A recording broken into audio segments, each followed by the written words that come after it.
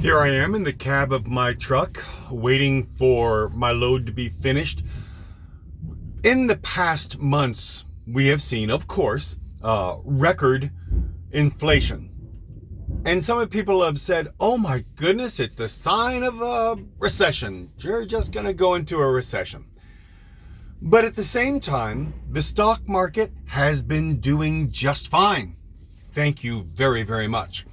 The corporate profits are setting new records all the time, and unemployment remains very, very low. And none of these things would be normal indicators or would be part of any normal recession.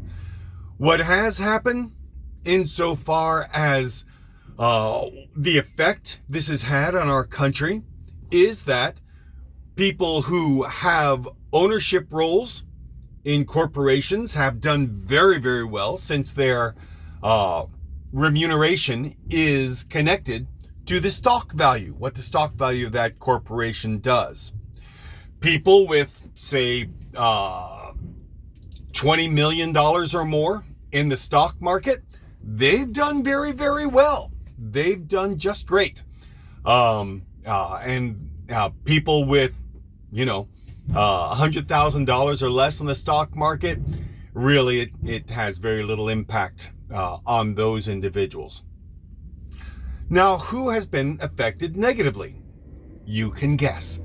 People who have to spend their earned income on their necessities.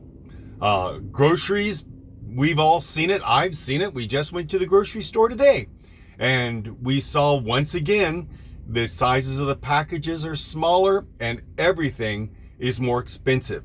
I often come into work, and for people that I know really have tough jobs, I bring them a giant size Hershey bar.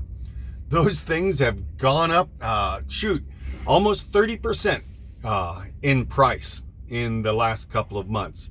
So the people who are most hurt are people who have to spend their earned income on necessities. Now, at the same time, gasoline has come down in price pretty appreciably.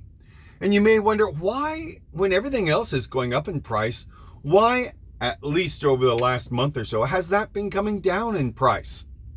The reason is because Joe Biden used his influence in the bully pulpit of the presidency to shame those Phillips 66 and Mobil and the companies in the United States who sell the majority of our gasoline. He shamed those companies because people were seeing, everybody saw what was happening, huge profits while price gouging at the pump.